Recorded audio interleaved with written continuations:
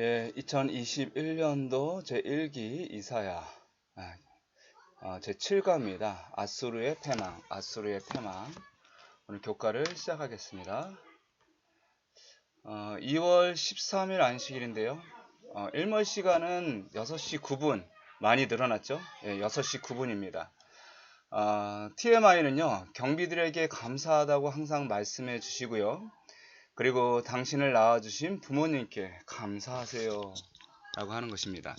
그리고 친형제 자매들에게 전화를 하세요. 예.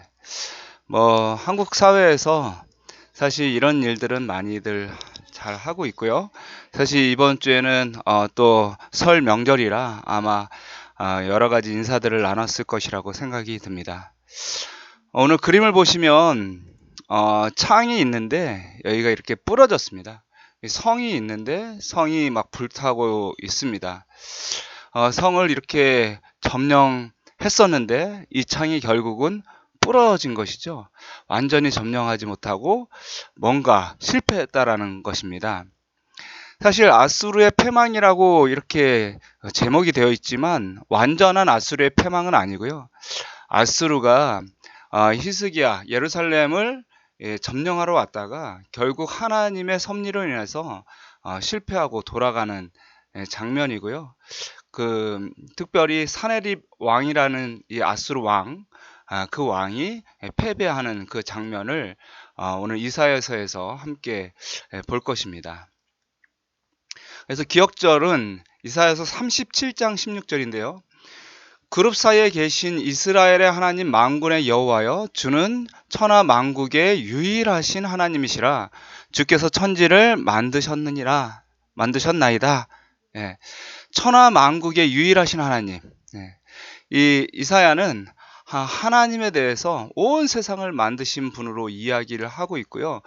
그의 모든 능력과 전능하심을 이제 소개를 하고 있습니다.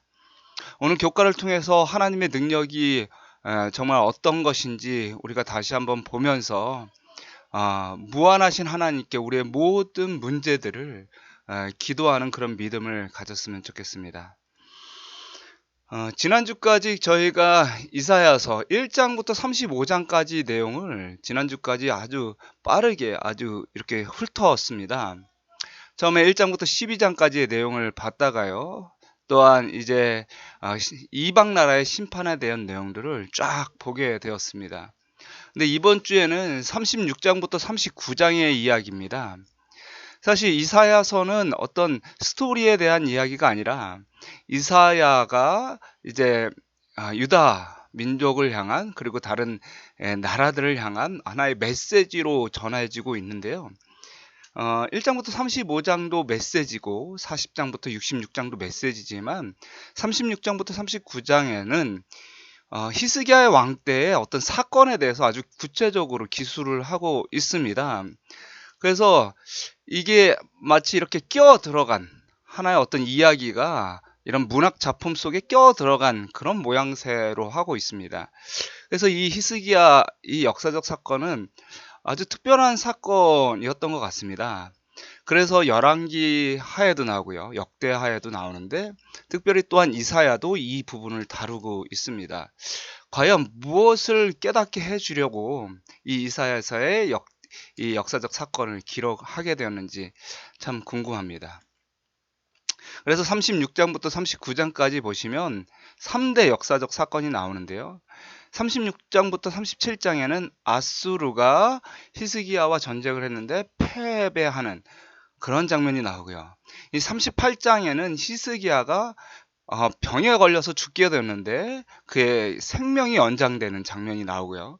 또한 39장에는 히스기야의 실수가 나옵니다. 하나님께 영광을 돌려야 되는데 영광을 돌리지 않고 그렇게 실수함으로 결국 남유다가 멸망할 것에 대한 예언이 나오는 것이죠.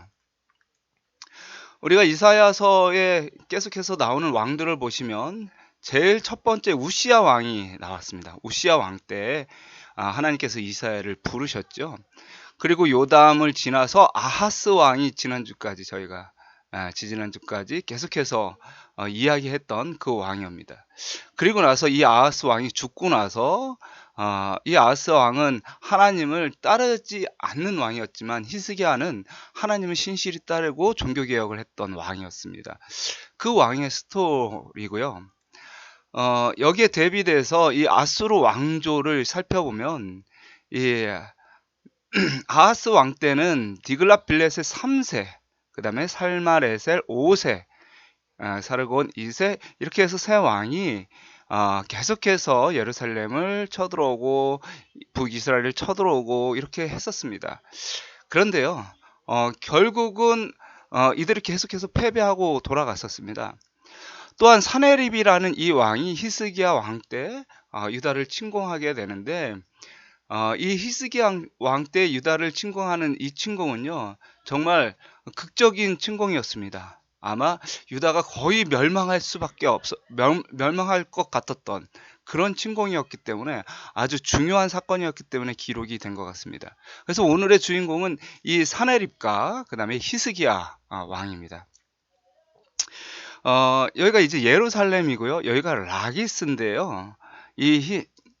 사네립이 이렇게 해서 라기스까지 점령을 합니다. 이렇게 바닷길을 따라서 와서 라기스 성을 점령을 하게 됩니다. 예.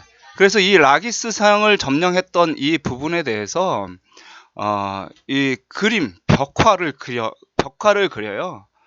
예. 그래서 얼마나 그것이 참혹했는지를 그리게 됩니다. 다행히 예루살렘을 점령하지 못했기 때문에 예루살렘을 점령한 것은 벽화를 그리지 않았어요. 근데 라기스 성을 점령한 것은 벽화를 그리게 됩니다. 이것이 이제 영국에 가면 거기에 이제 대형 박물관에 보관이 돼 있다고 하는데, 토요일 소지에 보시면은 그 그림에 대해서 자세히 묘사를 하고 있습니다. 어떤 수척해 보이는 아버지가 두 아들과 함께 맨발을 걷고 야윈 황소를 끌고 수레를 끌고 있고, 어떤 사람은 소의 고삐를 잡고 두 여인은 수레를 태워가고, 병사들이 보이고 공성태가 성문을 부수고 뭐 이런 모양들. 이것은 그 그림은 아니지만 비슷한 모양일 것 같습니다. 아마 여기 라기스 성의 사람들이 이 아수르 사람들 때문에 얼마나 큰 고통을 당했는지를 보여주는 장면이죠. 예. 그래서 이 전투가 얼마나 치열했는지를 이 토요일 소재에는 이야기를 해주고 있습니다. 그래서 안식일 소재에 보시면 이제 깨닫기가 있는데요. 오늘 내용을 이제 쭉 이런 아주 위기 가운데 히스기야는 어떤 믿음을 보여줬는지, 하나님께서 어떻게 히스기야를 도와줬는지, 그것을 진리에 기초한 믿음의 기도가 사탄의 시험을 이기는 비결임을 배운다라는 것을 이제 깨닫게 되는 것이고요. 그 다음에 느끼기인데요. 하나님이 우리의 기도로 가장 좋은 방법으로 응답해 주실 것을 믿고 감사드린다라는 것을 느끼고요. 행악입니다. 세상 사람들이 나를 주목할 때 하나님께 영광 돌릴 기회를 놓치지 않기로 결심한다. 행악입니다. 행악이. 결론에 보면 사탄은 에덴에서의 첫 번째 기만 일에 간단한 속임수로 큰 성공을 거두어 왔습니다. 우리는 싸워보지도 않고 사탄에게 굴복해 버릴 때가 얼마나 많습니까? 그러나 히스기야의 인생에서 시련의 때에 믿음의 반응을 보인 성공의 모본이 히스기야의 인생에서 나왔고요. 뿐만 아니라 번영의 때에 자기의 영광을 추구한 실패의 사례도 있었다라는 것을 오늘 이야기하고 있는 것이죠. 그래서 시련의 때에 믿음의 반응을 보이는 것 중요하고요. 또한 번역의 때에 하나님께 영광 돌리는 것도 중요하다라는 이 두 가지 교훈을 함께 가지라고 하는 것입니다. 일요일서지를 보시겠습니다. 7일 일요일서지 믿음에 따른 방책들인데요. 히스기야 왕 14년에 아수르 왕 사네립이 올라왔다라고 되어 있는데, 교과에는 히스기야 왕이 이 아수르 왕한테 계속해서 사실은 조공을 바쳤다가 이제 조공을 안 바치는 그런 상황이 오게 되었죠. 그래서 사실 사르곤 2세가 죽고 나서 아수르가 이제 그렇게 세지는 않을 것이다 라고 생각을 해서 이제 조공을 안 바치기 시작하니까 이 사네립 왕이 네가 나를 무시하느냐 라고 하면서 쳐들어 오게 된 것입니다. 근데 이 아수르가 전혀 이 국력이 약해지지 않았어요. 견고한 성읍들을 다 쳐서 예루살렘 앞까지 오게 됩니다. 히스기야가 깜짝 놀랐죠. 이제 아수르에게 대항하기 위해서 여러 가지 계획을 준비합니다. 히스기야는 단순히 하나님을 향한 믿음만 가지고 있지는 않았어요. 그가 하나님께 기도하면서 최대한 이 전쟁을 위한 모든 준비, 자기가 할 수 있는 모든 준비를 다 했었습니다. 식수를 공급을 하고요. 실로암 수로를 건설을 했고요. 그리고요, 나머지 군사력, 그 다음에 조직력, 그 다음에 지도력, 이런 것들을 다 착착착착 준비를 하게 되었습니다. 그래서 이 히스기야의 전쟁을 준비하는 모습을 보면 우리의 신앙이 어떠해야 될지를 분명히 알 수 있습니다. 물론 하나님께서 다 하실 수 있습니다. 그러나 그렇게 준비하는 것 자체가 우리가 하나님을 향한 그 믿음을 보여주고 또한 그것을 더 굳건하게 하는 큰 의미가 있다라고 하는 것입니다. 사람이 하나님께서 하시면 사람이 하는 일이 별 티가 안 나요. 그럼에도 불구하고 우리는 그것을 준비해야 된다라고 하는 것입니다. 여러분, 믿음과 행함, 좋은 것이죠. 우리가 말로만 하는 것이 아니라 반드시 작은 일에도 실천이 필요한 것이다. 그리고 기도와 의무, 우리가 기도만 할 뿐만 아니라 우리가 반드시 해야 될 그 일들을 해야 된다라고 하는 것입니다. 그것이 참다운 믿음이고 신앙이고, 그것이 위험을 닥쳤을 때 하나님께 온전히 우리의 모든 것을 다 드릴 수 있고 맡길 수 있는 믿음의 방법이다라는 것을 이야기해 주고 있습니다.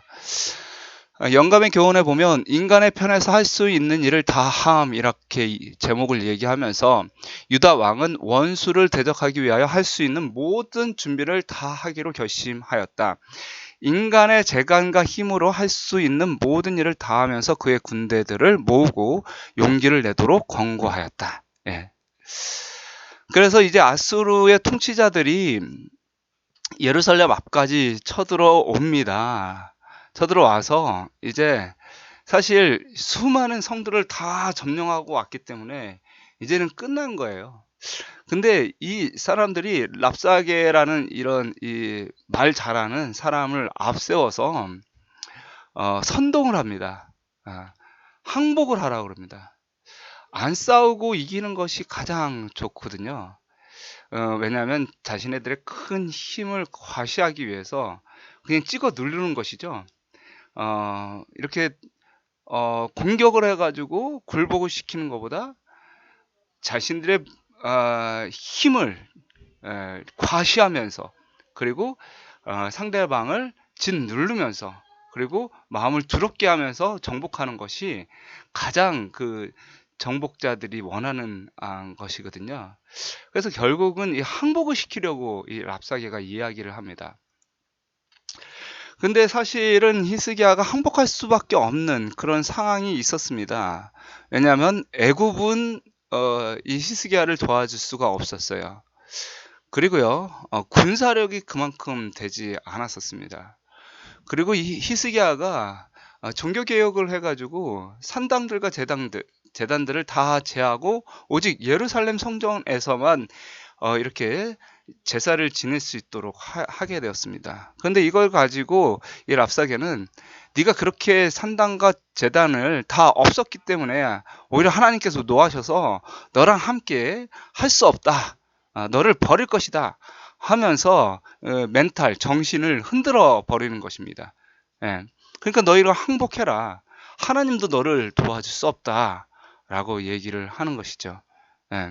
그래서 이사야가 여호와께서 너희를 건지실 것이라 라는 그 말에 속지 말라라고 이 랍사게는 히스기야를 계속해서 흔드는 것입니다. 예루살렘에 대군이 몰려왔기 때문에 랍사게의 말은 엄청난 설득력이 있었습니다. 그들은 항복할 수밖에 없는 그런 상황이었습니다. 인간의 힘으로 그곳에서 그들을 구원할 수 있는 길은, 방법은 전혀 없었습니다. 여러분이 만약에 그때 예루살렘에 살았다면 이 랍사게의 말을 듣고 히스기야에게 뭐라고 했을까요? 왕이시여, 이제는 항복하십시오. 우리가 이제 항복을 해서 우리 가족들, 내 식구들, 우리 아이들은 좀 살아야 되지 않겠습니까?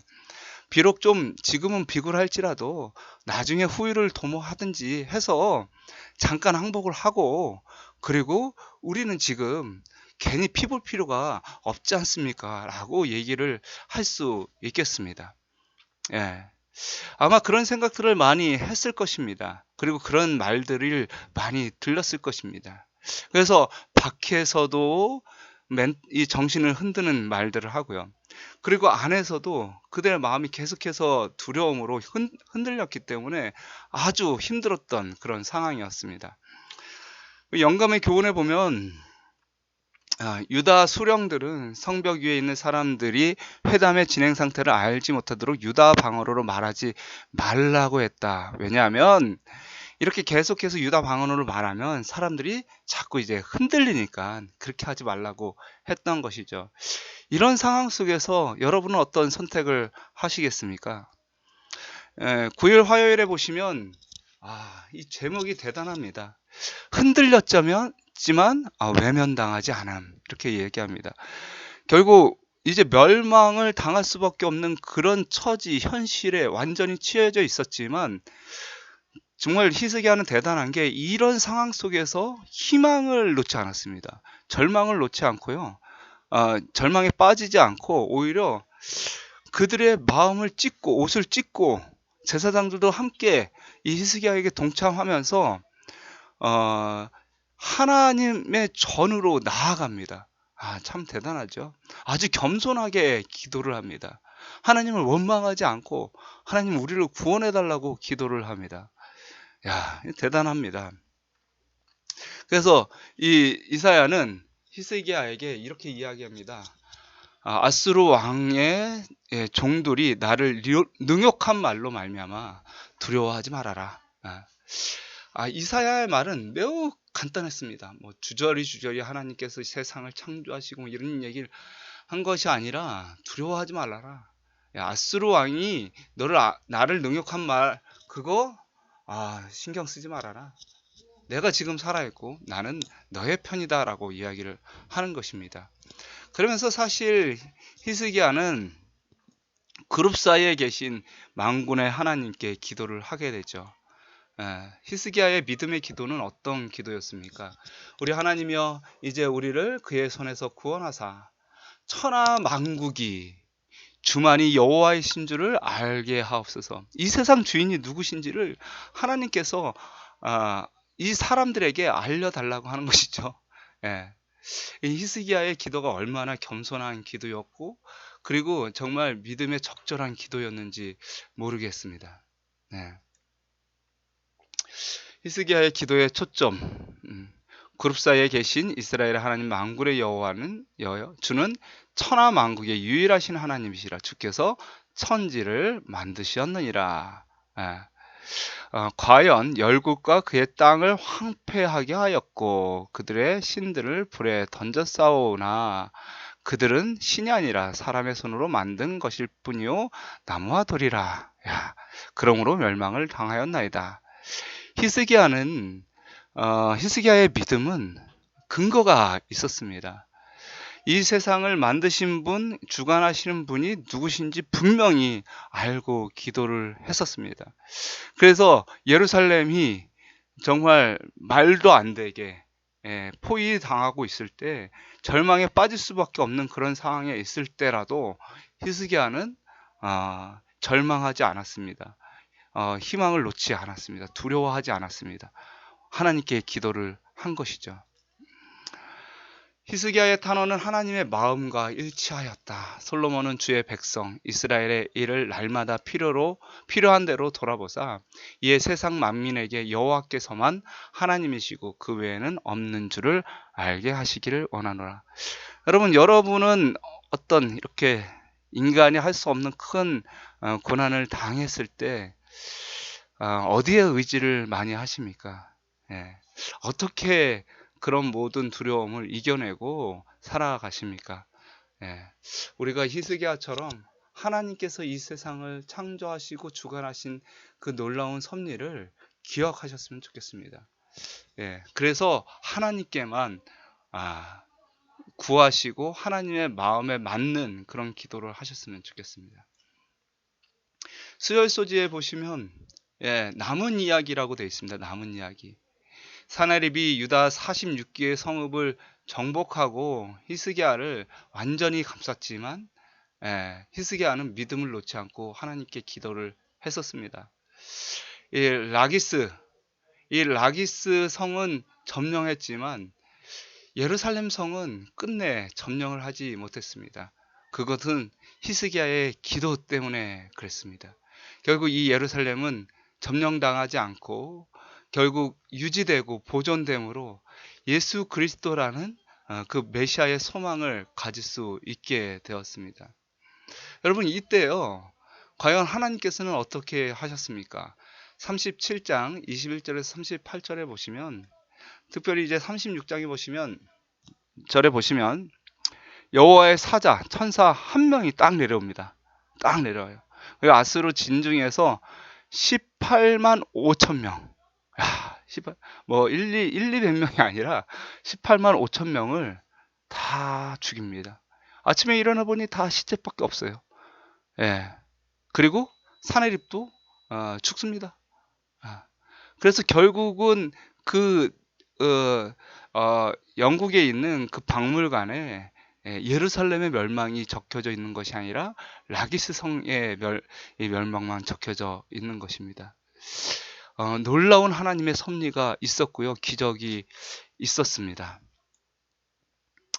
하나님은 온전한 믿음으로 드린 히스기야의 기도에 응답함으로 유다를 위한 완전한 보증의 기별을 주신 것이죠. 예, 결국 큰 위기는 큰 기적을 낳게 됐고요. 이 일을 통해서 하나님께서는 자신의 약속을 지키시고 메시아를 보내주신다는 그런 것을 그 역사를 이루시는 분이시라는 것을 우리가 깨달을 수 있게 됩니다. 여러분, 마지막 시대에 정말 남은 자손이 히스기야와 같은 그런 궁지에 몰릴 때가 있을까요? 예, 있을지라도 여러분 두려워하지 마십시오. 하나님께서는 하나님의 일을 분명히 이루십니다. 우리가 기도해야 될 부분은 히스기야처럼 하나님은 살아계시고 하나님께서 이 세상을 주관하신다는 그 사실을 우리는 믿음으로 계속해서 선포하고 나아가야 할 것입니다. 물론 겸손하게 나아가야 되죠. 여호와의 사자 한 명이 거대한 군대를 상대하게 되었는데요. 여러분, 그대의 눈에 태산같이 보이는 문제에 대해서 하나님의 노예는 얼마나 간단하게 보일 것인지 한번 상상해 보십시오. 우리가 고민할지라도 하나님의 눈에는 아무것도 아닙니다. 마지막 시대에 아무리 큰 환란이 있어도 하나님의 눈에는 아무것도 아니라고 하는 것이죠. 하나님이 베푸신 구원입니다. 히브리인이 하나님께서 거만한 아수르 사람들을 이기셨다. 여호와의 영광은 인근 열국의 목전에서 입증되었다. 예루살렘에서 백성들의 마음이 거룩한 기쁨에 충만하였다. 그들의 구원에 대한 열렬한 호소에는 죄의 자복과 많은 눈물이 섞여져 있었다. 위기에 처해 있을 때 그들은 전적으로 구원하시는 하나님의 능력을 의지하였고 하나님은 그들을 실망시키지 않으셨다. 예, 오늘 히스기야와 그 다음에 사네립의 대결 속에서 히스기야가 어떻게 믿음을 굳게 세웠는지, 그리고 하나님께서 어떻게 히스기야를 도와줬는지 보게 되는데요. 여러분, 감동이지 않습니까? 예, 여러분, 이런 하나님의 함께 하심이 여러분의 삶에도 함께 하기를 간절히 바랍니다. 이제 11일 목요일 소진인데요. 히스기야가 질병에 걸리고 그리고 나서 실수했던 그 장면, 38장, 39장의 이야기입니다. 38장 1절에 그 전쟁을 겪고 나서 히스기야는 병들어 죽게 됩니다. 근데 이야기를 합니다. 너가 이제 죽게 되어서 못 일어날 거다고. 그런데요, 히스기야는 하나님의 명령에도 불구하고 하나님께 또 기도를 합니다. 하나님, 한 번만 더 살려주십시오라고 기도를 합니다. 여러분, 사단은 히스기야를 죽이고 또한 예루살렘을 멸망시키려고 했지만 이거 두 개 다 실패해요. 히스기야는 정말 겸손하게 하나님께 기도를 했습니다. 세상을 창조하신 하나님께서 내가 아무리 죽을 병에 들렸을지라도, 또한 하나님께서 내가 이제 죽는다라고 명했을지라도, 하나님께서는 정말 겸손히 하나님께 기도하는 사람은 그 마음을 돌이키신다는 것을 히스기야는 알았습니다. 결국 히스기야는 하나님께 기도함으로 자신이 다시 일어날 것인 그런 보증을 받게 됩니다. 히스기야는 징조를 구합니다. 여러분, 아하스 왕은 징조를 구하지 않았어요. 하나님께서 징조를 주셨습니다. 처녀가 잉태하여 아들을 낳을 것이니 임마누엘이라 하리라. 하나님이 너희와 함께 하시다. 이 징조를 거절함으로 아수르에게 괴롭힘을 당했지만 히스기야는 징조를 구합니다. 해를 옮겨달라고 하는 거예요. 15도로. 뒤로 백해달라고 하는 것입니다. 천연계로 움직여달라고 하는 것이에요. 예, 하나님께서 그 징조를 주셨습니다. 왜냐하면 하나님께서 해를 옮길 수 있다면, 그리고 이제 히스기야가 죽을 병에 걸렸는데 살았다라고 하는 것은, 이것은 히스기야의 기도로 말미암아 하나님께서 그 기도에 응답하여 주셨다는 것을 이렇게 보증하고 사람들에게 알리기 위해서 이 징조를 주신 것이죠. 정말 기가 막힌 일이 벌어졌습니다. 히스기야가 죽게 되었다는 소식이 막 퍼졌었는데 갑자기 하나님께서 그를 살리셨다라는 이야기가 있는 거예요. 근데 그게 그냥 살아난 것이 아니라 하나님의 뜻이 있어서 살린 건데 해가 뒤로 움직였다는 거예요. 예. 근데 그것을 바벨론 사람들이 천체를 연구하다가 그것을 깨닫게 됐습니다. 오, 진짜로 해가 움직였다. 야, 정말 히스기야 하나님은 정말 어떤 하나님이길래 해를 움직일 수 있느냐. 이것은 말도 안 된다. 그래서 무로덕 발라단이 유다에 사신을 보내게 된 것이죠. 히스기야가 어떻게 병을 낫게 됐는지, 어떻게 기적을 하나님께서 베풀어 주셨는지를 다 듣게 하기 위함이었습니다. 근데 히스기야가 바벨론에 그 사람들이 왔을 때 그 하나님의 섭리에 대해서 이야기하지 않고 오히려 예루살렘의 모든 금은 보화를 보여주고 내 나라가 이렇게 부유하다라는 것을 스스로 자랑하면서 큰 실수를 하게 됩니다. 하나님께 영광을 돌리지 않고 자기의 자랑을 하게 된 것이죠. 결국 그것을 보고 나서 바벨론에 너희가 멸망할 것이다 라는 것을 이제 예언으로 받게 됩니다. 히스기야가 이스라엘의 하나님의 능력과 자비와 긍휼을 증언하도록 그에게 주신 기회를 선용하였다면 그 사자들의 보고는 흑암을 뚫는 빛이 되었을 것이다. 그러나 히스기야는 만군의 여호와보다는 자기 자신을 더 높였다. 여러분, 히스기야 오늘 딱 보면 참 믿음이 좋았는데요. 그렇죠? 예루살렘도 살리고 그리고 자기 자신의 목숨까지도 다시 한번 기회를 얻었던 그런 믿음의 사람이었는데 결국 그 번영의 때에 실수함으로 말미암아 또한 하나님께 영광 돌리지 못하는 그런 삶을 살아갑니다. 두 가지 교훈은 우리에게 다 줍니다. 믿음의 교훈과 또한 넘어짐의 교훈을 줘요. 우리도 히스기야와 같을 때가 있지 않습니까? 믿음이 좋을 때가 있고요. 믿음이 완전히 바닥에 떨어져서 교회에서 막 이렇게 다투고 또 이렇게 힘들게 하다가 결국은 바닥까지 떨어지는 경우들도 있습니다. 여러분, 그럴지라도 여러분 히스기야도 그런 삶을 살았습니다. 우리 인간은요 완벽하지 못합니다. 그래서 계속해서 넘어지더라도 다시 일어나고 넘어지더라도 다시 일어나는 것이죠. 그래서 의인은 7번 넘어져도 다시 일어나는 것이 의인이다 라고 얘기를 하고 있습니다. 결국 그것을 인정하는 것이 중요하고요. 계속해서 하나님께 나아가는 것이 중요합니다. 하나님의 직접적인 개입으로서만 해시계 위에 그림자가 10도 물러가게 할 수 있었고 이것이 여호와께서 그의 기도를 들으셨다는 것을 히스기야에게 알리는 징조가 될 것이었다. 먼 나라 통치자에게서 온 이 사자들의 내방은 히스기야에게 살아계신 하나님을 찬양할 기회를 주었다. 모든 피조물을 붙드시는 분, 다른 모든 희망이 사라졌을 때 은총을 통하여 자신의 생명을 구한 하나님을 그들에게 소개하는 일이야말로 히스기야에게 얼마나 쉬운 일이었을까. 만일 갈대아 평야에서 진리를 찾으려고 온 이 사람들이 살아계신 하나님의 최상권을 승인하도록 인도함을 받았더라면 얼마나 중대한 변화가 일어났을 것인가. 예, 아쉽지만 실패했었습니다. 그러나 우리는 끊임없이 하나님을 찬양하는 사람, 하나님만께만 영광 돌리는 사람이 되었으면 좋겠습니다. 감사합니다. 모든 순서를 묵상으로 마치겠습니다.